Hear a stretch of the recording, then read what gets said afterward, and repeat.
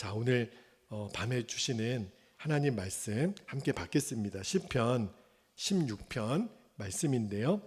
16편 1절부터 11절까지 말씀을 시간에 우리 함께 받겠습니다.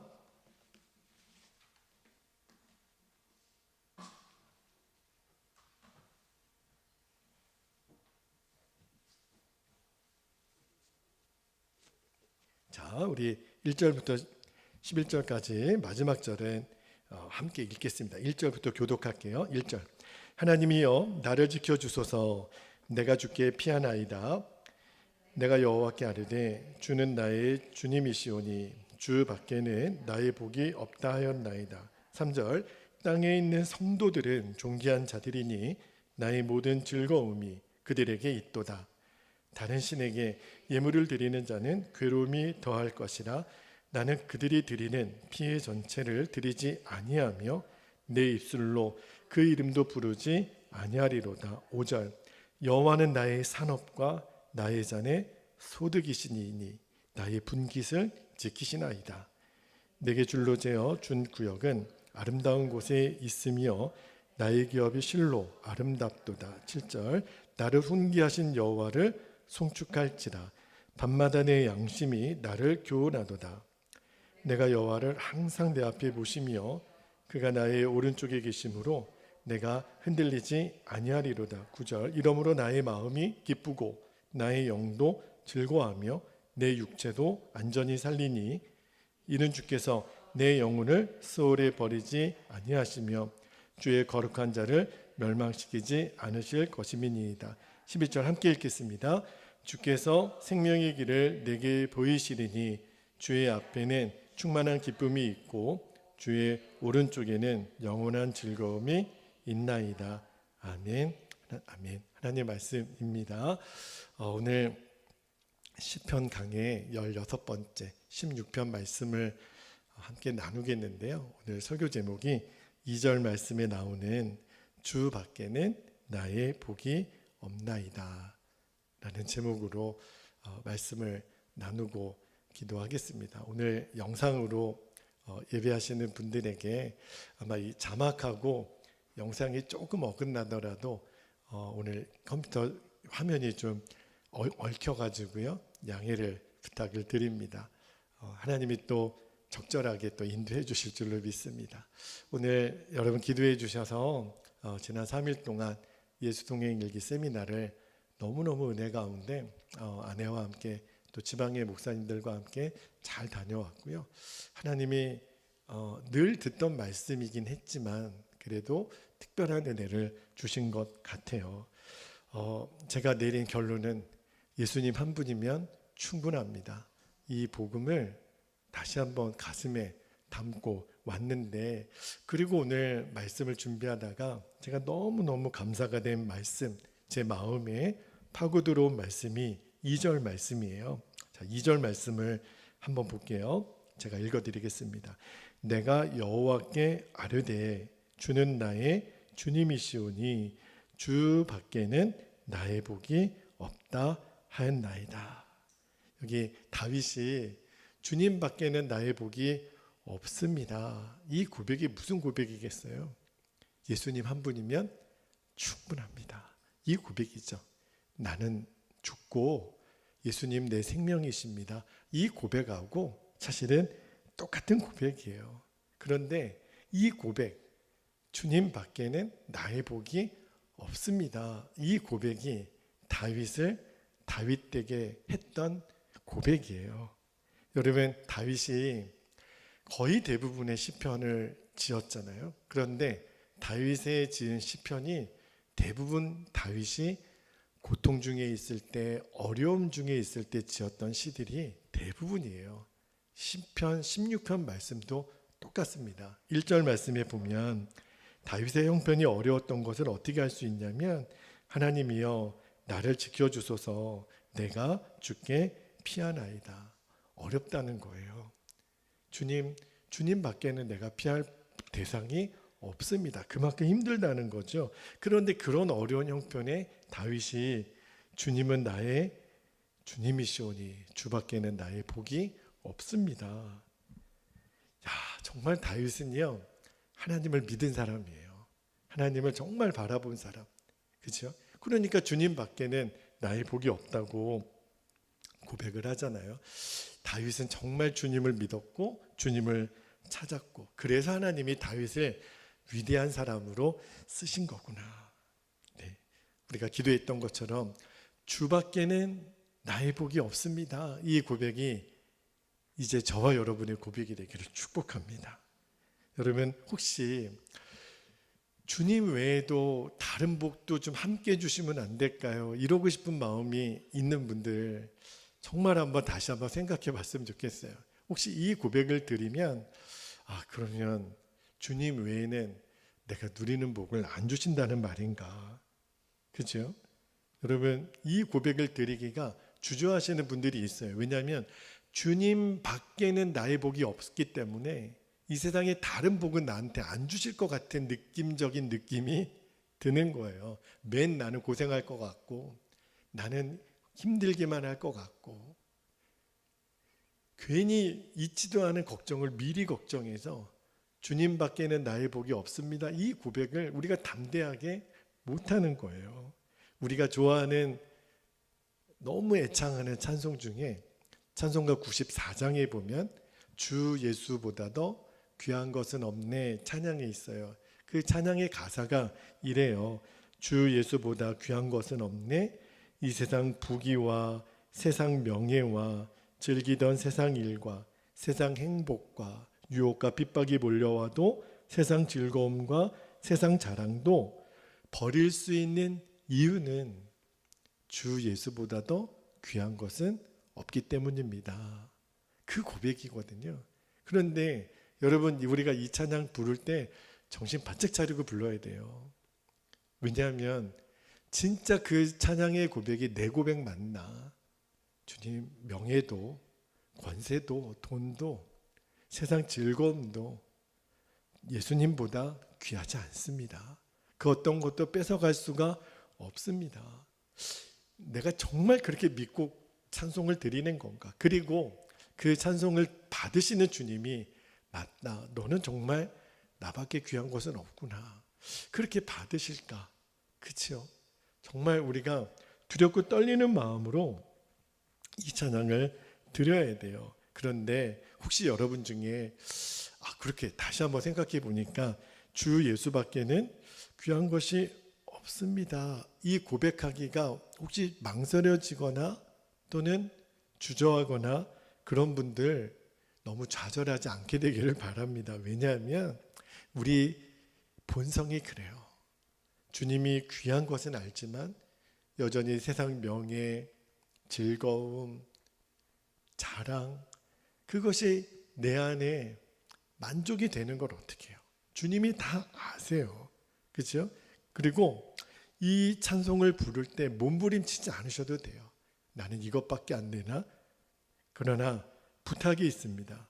내가 몸부림친다고 되는 게 아니기 때문에 그래요. 여러분, 우리가 이렇게 사랑하는 사람에게 사랑도 내가 당신을 사랑하기로 몸부림치겠습니다. 누가 이제 프로포즈 할 때 정현 씨, 저는 당신을 사랑하기로 몸부림치겠습니다, 이러면 받으시는 정현 씨가 이 사람이 나를 진짜로 사랑하구나, 그렇게 받겠습니까? 사랑은 저절로 되어져야 진짜죠. 주 예수밖에 귀한 것은 없네, 이것은 내가 노력해서 몸부림쳐서 되어지는 것이 아니라 저절로 그렇게 되어야 진짜예요. 그런데 문제는 어떻게 하면 그렇게 될 수 있을까? 어떻게 다윗은 주밖에는 나에게 복이 없습니다, 이렇게 고백할 수 있었을까요? 오늘 말씀에서 그 열쇠를 찾아보기를 원하는데 8절 말씀에 비밀이 있어요. 8절 말씀 제가 다시 한번 읽어드리면 8절에 내가 여호와를 항상 내 앞에 모심이여 그가 나의 오른쪽에 계심으로 내가 흔들리지 아니하리로다. 정말 이 말씀을 읽는데요, 정말 붙들고 기도하고 싶은 제목이에요.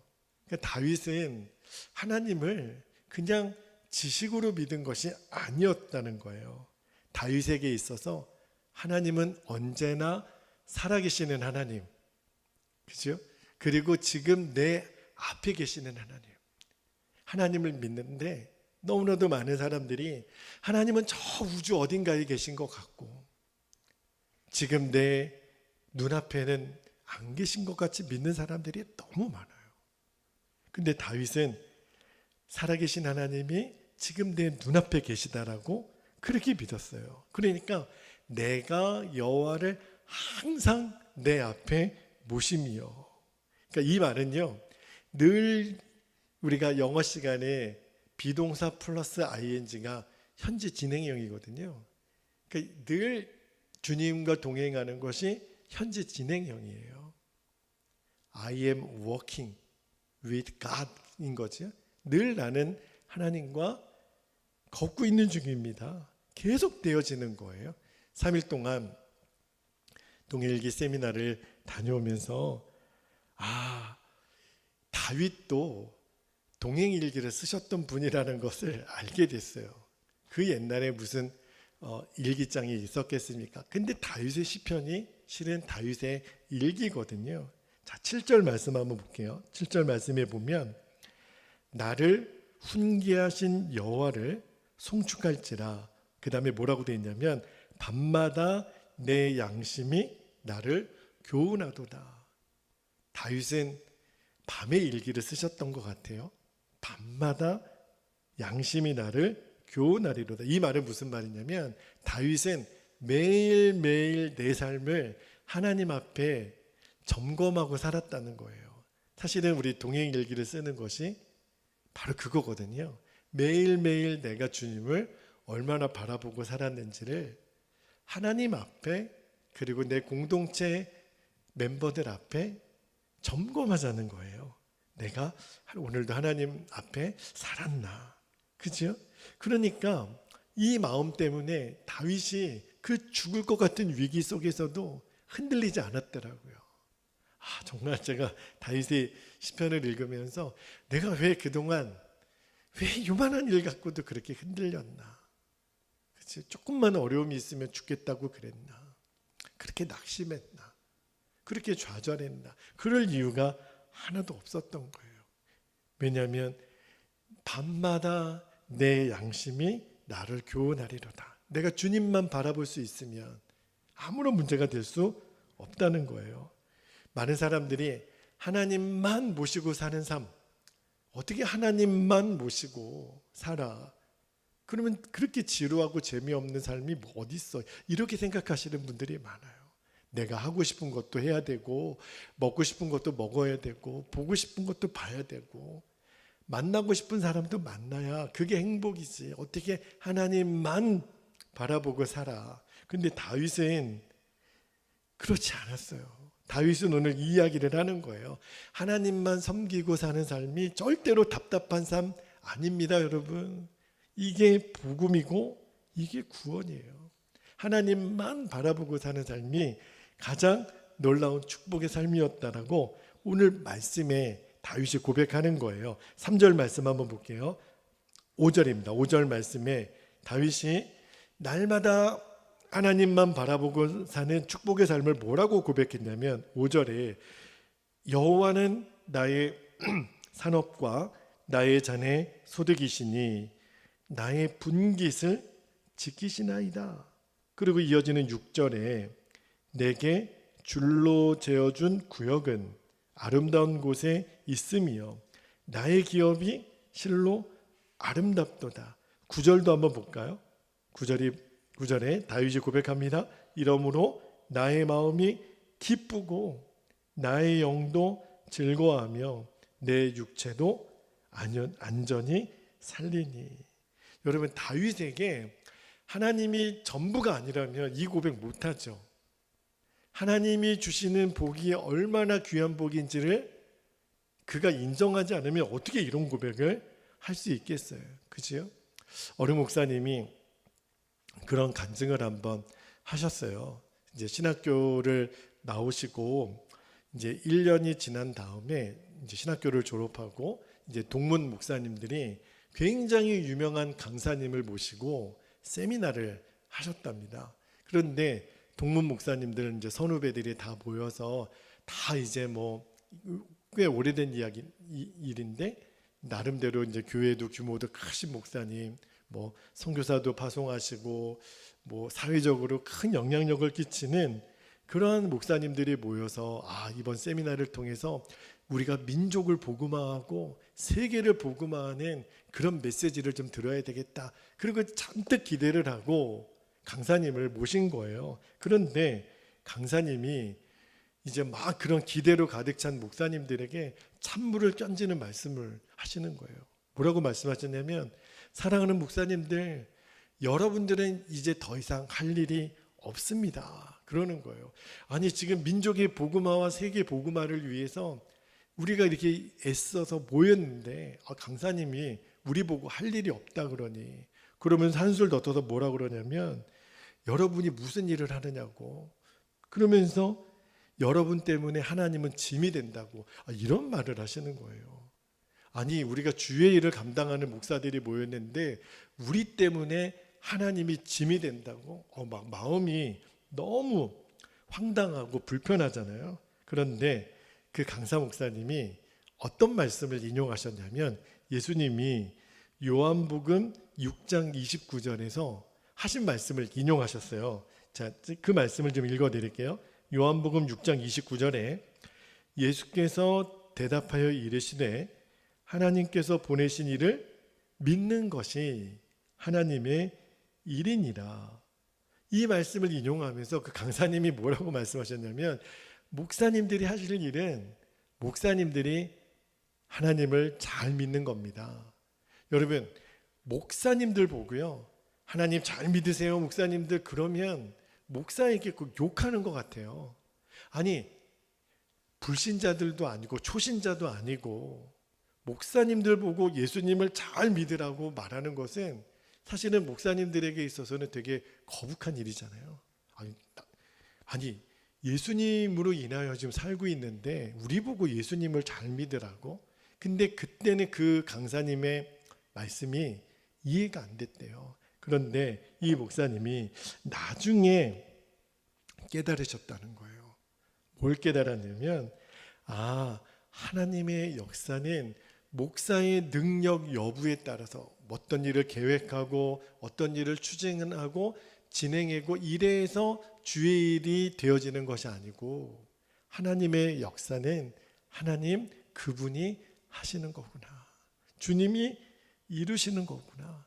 주님이 인도하시는 거구나. 다만 우리들이 할 일은 주님이 하시는 일에 순종만 할 뿐이구나 하는 것을 깨달았다는 거예요. 제가 이번 세미나 때도 어떤 은혜를 받았냐면, 우리가 믿는 복음의 핵심이 예수님 나 위해서 죽으시고 십자가에서 생명을 주셨다, 이것만 믿는 것이 아니라 진짜 복음의 핵심은 그래서 그 주님이 지금 나와 함께 하신다, 이것을 내가 정말 믿고 누리는 거, 이게 바로 복음의 핵심이라는 거예요. 자, 말씀 한 구절만 더 볼게요. 에베소서 3장 17절에 사도 바울이 에베소 교회 성도들에게 이런 말씀을 하셨습니다. 믿음으로 말미암아 그리스도께서 너희 어디에 계시고요? 마음에 계시게 하시옵고. 분명히 예수님은 우리들의 마음에 계시다고 했고요. 요한복음 14장 23절도 한번 볼게요. 요한복음 14장 23절에 예수께서 대답하여 이르시되 사람이 나를 사랑하면 내 말을 지키리니 내 아버지께서 그를 사랑하실 것이요 우리가 그에게 가서 거처는 집이잖아요. 함께 거하는 집을 그와 함께 하리라. 분명히 그러셨어요. 예수님이 내가 너희들과 함께 있을 거야. 자, 말씀 한 구절만 더 볼게요. 요한복음 14장 2절 3절에 뭐라고 말씀하셨냐면 내 아버지 집에 거할 곳이 많도다. 그렇지 않으면 너희에게 일렀으리라. 내가 너희를 위하여 거처를 예비하러 가노니 3절 가서 너희를 위하여 거처를 예비하면 내가 다시 와서 너희를 내게로 영접하여 나 있는 곳에 너희도 있게 하리라. 예수님이 제자들에게 뭘 말씀하셨냐면, 제자들아, 내가 지금 간다. 내가 왜 가는 줄 아니? 너희들을 위하여 너희들이 있을 곳을 준비하러 가는 거야. 그런데 예수님이 우리를 위하여 거처를 예비하시는 그때까지 우리가 할 일이 있다는 거예요. 그게 뭐냐면, 우리 마음에도 예수님이 거하실 처소를 마련할 수 있다는 거예요. 여러분, 천국은요, 주님의 나라는 제가 여러 번 말씀드렸죠. 우리가 죽고 나서 언젠가 가는 곳, 그곳이 주의 나라가 아니라니까요. 이미 내 마음에 예수님이 거하실 수 있는 거처를 우리가 마련할 수 있다고요. 그러니까 주님이 내가 너희들의 마음에 거하겠다고 하신 거잖아요. 그러니까 우리는요, 내 마음에 예수님을 모시고 함께 살다가 천국에 가면 우리를 위하여 예비하신 그 거처에서 주님과 영원히 사는 거예요. 다시 한번 말씀드릴게요. 이 땅에서 내 마음의 집에 예수님을 모시고 살다가 천국 가서 예수님이 우리를 위하여 마련해 놓으신 집이 있어요. 그 말로 형용할 수 없는 그 집에 우리가 거하여 예수님과 영원히 왕노릇하며 사는 거예요. 집이 바뀔 뿐이지 예수님과 내가 함께 사는 것은 변함이 없는 거죠. 그거를 오늘 말씀하시는 거예요. 여러분, 예수님의 이 말을요, 처음 제자들은 이해가 안 됐어요. 도대체 무슨 말씀하시는 거지? 우리들의 마음에 예수님이 거하신다라는 게 뭐지? 이해가 안 된 거예요. 그런데 언제 이것이 이해가 됐냐면, 오순절 마가의 다락방에 성령이 임하시고 나서, 이것이 성령으로 우리 안에 거하시겠다는 거구나. 제자들이 깨달아지는 거. 예수님이 그 말씀을 하신 거구나. 여러분, 예수님은 어디에 거하셨냐면 헤롯의 성전에도 거하지 않으시고 손으로 지은 어떤 건물에도 거하지 않으시고, 예수님은 성령으로 우리 마음에 거하시겠다고 그렇게 말씀하신 거예요. 와, 여러분, 내 마음에 예수님을 모시고 사는 것보다 더 큰 특권, 더 큰 영광이 있을까요? 여러분, 제자들은요 3년 동안 예수님을 따라다녔지만 3년 동안 알았던 예수님보다 나중에 성령님이 임하고 나서 예수님을 더 정확하게 깊이 알게 됐어요. 우리도 그래요. 여러분, 우리가 예수님을 눈으로 봤습니까? 우리가 2000년 전에 예수님이 어떻게 생겼는지 우리는 모르잖아요. 그런데 우리는 그 예수님을 어떻게 믿는 거죠? 자, 베드로 전서 1장 8절에 베드로 사도가 이런 얘기를 했어요. 베드로 전서 1장 8절에 예수를 너희가 보지 못하였으나 사랑하는도다. 어제도 이제도 보지 못하나 믿고 말할 수 없는 영광스러운 즐거움으로 기뻐하니. 여러분, 우리는 눈으로 예수님을 보지는 못했어요. 어느 누구도 육신의 눈으로는 예수님을 우리가 어떻게 봅니까? 그런데 우리가 이제도 보지 못하나 믿고 말할 수 없는 영광스러움으로 그 즐거움으로 기뻐한다 그랬어요. 이게 도대체 무슨 역사죠? 이게 성령으로 우리와 함께 하신다는 거구나. 이미 우리는 예수님을 모시고 사는 사람들이에요. 교회 안에 딱 두 부류의 성도로 나눠지는 거죠. 한 부류는 예수님이 정말 내 마음에 함께 계시는 것을 정확하게 믿는 성도들이 있고요. 또 한 부류의 성도는 예수님을 믿으면 예수님이 누구나 그 안에 거하신다더라, 이렇게 알고만 있는 거예요. 근데 알고 있는 것이 믿고 있는 게 아니거든요. 들어본 적은 있는 거예요. 그런데 내 안에 계신 예수님과 함께 살지는 않아요. 여러분, 예수님을 내가 모시고 산다라고 하는 거를 우리 한국에 있는 며느리들이 좀 리얼하게 이해가 되도록 한번 예를 들어볼게요. 시어머님, 시아버지가 한 달 동안 우리 집에 와서 사신다고 한번 생각해 보세요. 며느리들은 시자를 제일 싫어하잖아요. 그래서 시금치도 잘 안 먹잖아요. 그죠? 그런데 그 시부모님이 느닷없이 한 달 동안 우리 집에 와서 한 달 동안 살고 계시대요. 사신다는 거예요. 얼마나 부담스럽겠어요. 내 마음대로 하고 할 수 있는 게 있겠습니까? 말 한마디, 행동 하나. 시부모님이 같이 살고 계시는 집의 며느리는 진짜 숨 막히는 거잖아요. 그런데 예수님도 그렇게 생각하시는 분들이 많다니까요. 예수님이 나와 함께 산다. 얼마나 불편해요. 예수님 앞에서 내가 무슨 말을 할 수 있고 무슨 행동을 할 수 있어요. 그게 무슨 말이냐면, 왜 예수님이 내 마음에 계시다라는 것이 부담스럽냐면, 우리들 안에 내 마음대로 살고 싶은 거예요. 말도 내 마음대로 하고 싶고, 먹는 것도 내 마음대로 먹고 싶고, 내 마음대로 가고 싶고, 그게 우리는 자유라고 생각해요.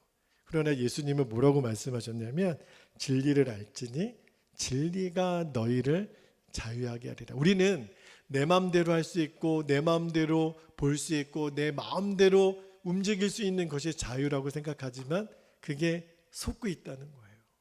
여러분, 그게 진짜 자유일까요? 여러분, 그 로버트 멍어라고 하는 교수님이, 여러분들 나중에 꼭 한번 읽어보세요. 내 마음 그리스도의 집이라고 하는 책을 쓰셨어요. 그 책에 어떤 내용이 있냐면 이런 거예요. 우리가 예수님을 구주로 믿었지만 정말 내 마음에 모시고 살지 못했던 그리스도인이 이제는 정말 예수님이 내 마음의 집에 들어와셔서 함께 사는 것을 이렇게 우화처럼 쓴 책인데, 자, 그 짤막하게 제가 말씀을 드려볼게요. 그 주인공이 예수님을 영접하니까 예수님이 내 마음의 집에 들어오시잖아요. 예수님이 내가 너희 집 구경을 한번 하고 싶다. 그러세요 예수님? 제가 집을 좀 안내하죠. 내 마음의 집에 들어와서 집 여기저기를 안내를 하는 거예요. 제일 먼저 어디를 갔냐면 서재를 갔어요. 서재를 갔는데 예수님께서는 차마 보여드릴 수 없는 온갖 더러운 잡지, 벽에 걸린 그림이, 예수님 보실 수가 없는 그림들이 서재에 있는 거예요. 주방에도 가봤어요. 주님께 마땅히 대접해 드릴 음식이 없어요. 맨날 내 자신의 식욕만 채웠던 탐심으로 살았던 것을 알았어요. 거실에 가봤어요.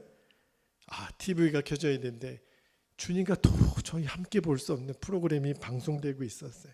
작업실에 가봤습니다.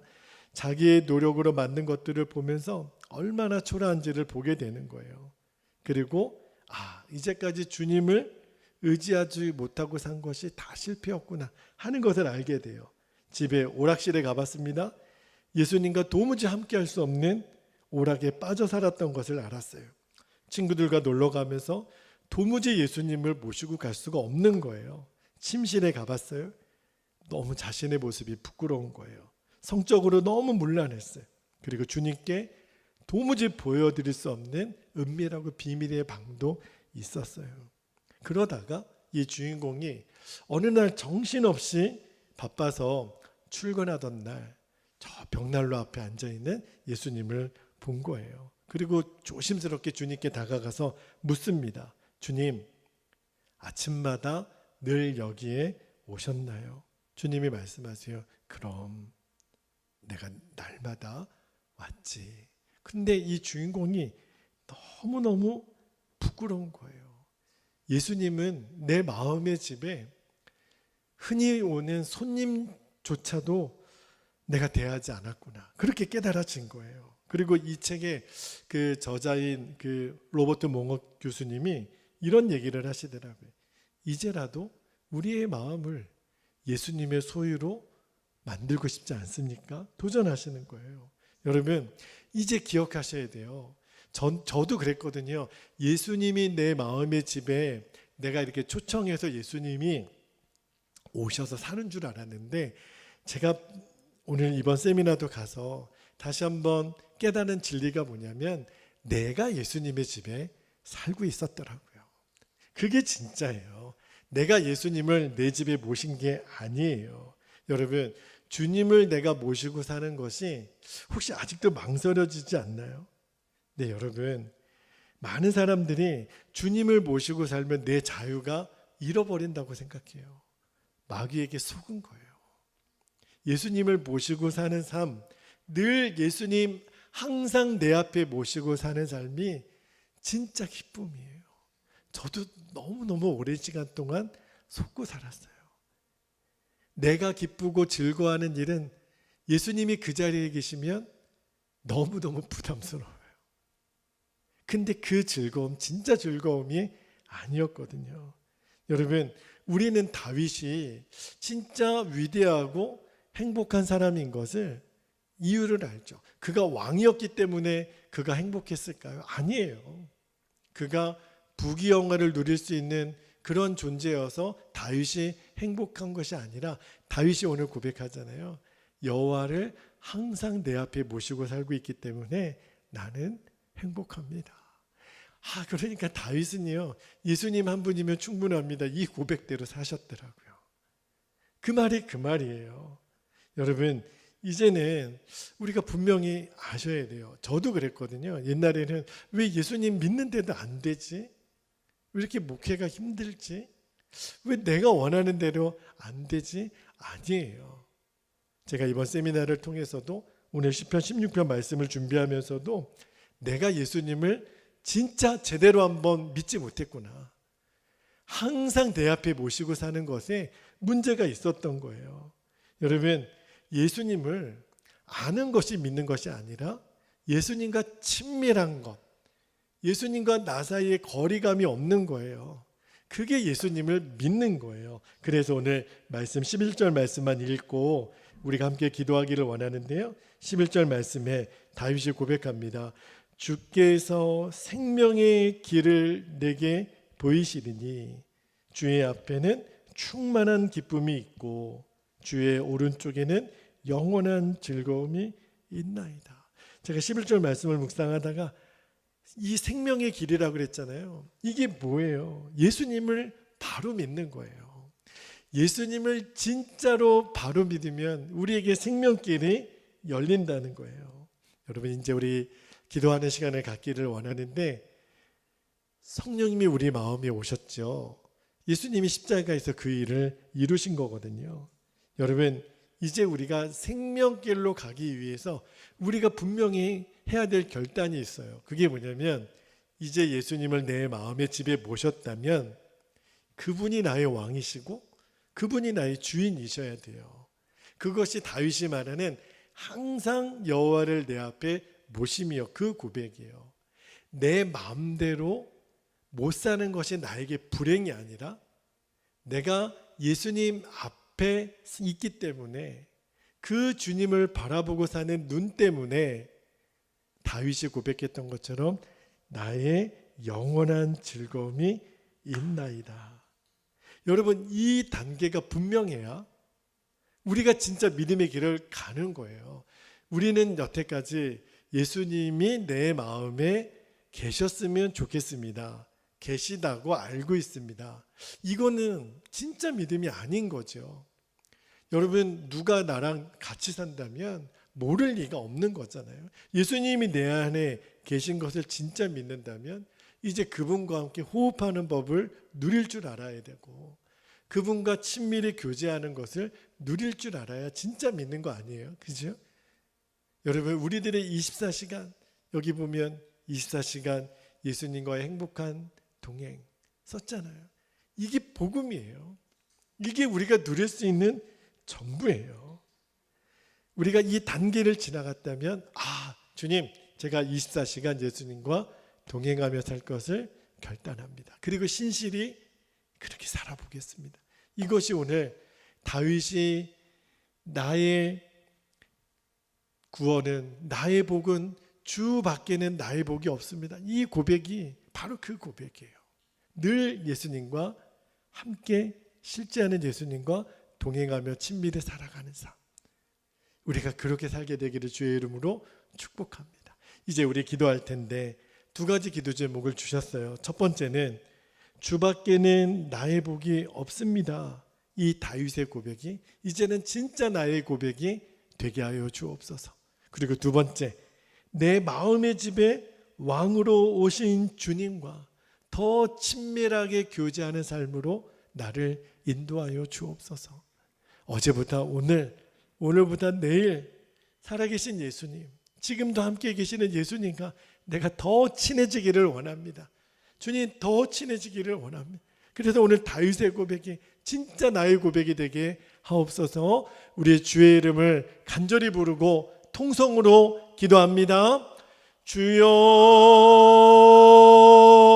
할렐루야. 사랑과 은혜가 풍성하신 아버지 하나님, 고맙고 감사합니다. 주여, 원하오니 이 밤에 우리가 다윗의 고백을 나의 고백으로 아버지 하나님 붙잡습니다. 주여, 주밖에는 나의 복이 없습니다. 예수님 한 분이면 나는 충분합니다. 아버지, 이제는 내가 항상 여호와 앞에 아버지 하나님 서게 하여 주옵소서. 주 예수님, 이제는 주님을 바라봅니다. 내 안에 계신 실제하시는 주님, 내가 함께 호흡하고 내 마음의 집에 왕으로 오신 주님, 주님은 나의 주인이십니다. 주님은 나의 왕이십니다. 내 마음의 집에 왕으로 오신 주님, 더 친밀하게 교제하는 삶으로 나를 인도하시고 우리를 인도하여 주시기를 아버지 하나님 원합니다. 주님, 이 눈이 더 분명하게 열리게 되기를 원합니다. 24시간 예수님 바라보는 삶이 뜬구름 잡는 이야기가 아니라 오늘도 내 안에 함께 하시는 주님, 그 주님 바라보는 눈, 내 안에 거하라고 하신 그 주님의 음성 앞에 아버지 하나님 이제 주님 안에 온전히 거하고, 주님, 내가 예수님의 집에 거합니다. 주님, 주님이 이미 그 놀라운 복음을 완성해 주셨고 이제는 우리가 누리기만 하면 된다고 말씀하시니 감사합니다. 내가 나의 마음에 모신 예수님과 함께 동행하며 살다가 우리는 주의 나라에 우리를 위하여 거처를 예비하신 주님과 세세토록 왕노릇하며 살게 될 것입니다. 주여, 이제 하나님 나라의 삶은 우리가 죽고 난 다음에 이어지는 삶이 아니라 이미 나의 삶 속에서 이미 시작된 하나님 놀라운 축복인 것을 아버지 하나님 오늘도 우리가 누리며 살게 되기를 원합니다. 그래서 우리는 좌절할 시간이 없습니다. 우리는 원망할 시간이 없습니다. 우리는 낙심할 이유가 없습니다. 예수님 내 안에 계십니다. 내가 예수님 안에 있습니다. 주님 내 앞에 계십니다. 항상 여호와를 내 앞에 모시고 살미요. 아버지 하나님, 이제 땅에 있는 성도들을 존귀한 주의 자녀라고 부르신 주님, 이제는 그 주님과 함께 사는 아버지 하나님, 언제라도 내 마음의 집에 예수님이 오셔도 하나님 언제나 예수님은 환영받으시고 나의 왕이시고 나를 다스리시고 나를 주관하시는 주님이심을 아버지 하나님, 내가 언제나 준비된 마음으로 서게 하여 주옵소서. 오늘도 내 마음에 오신 예수님 환영합니다. 주님 사랑합니다. 주님, 예수님 한 분이면 충분합니다. 주님, 이 고백이 오늘도 나의 결론이 되기를 원합니다. 진짜 결론이 되기를 원합니다. 어떠한 두려움도 어떠한 낙심도 우리를 무너뜨릴 수 없는 완전하고 이 놀라운 복음 앞에 우리가 온전히 섭니다. 주님, 그래서 우리는 자유합니다. 아버지 하나님, 내 마음대로 살 수 없는 것이 복음입니다. 주님, 주님, 내 뜻대로 되어지지 않는 것이 복음입니다. 주님이 원하시는 대로, 주님이 이끄시는 대로, 주님을 잘 믿는 것이 나의 일을 하는 것이라고 하셨습니다. 아버지 하나님, 이제는 우리가 그리 살게 되기를 원합니다.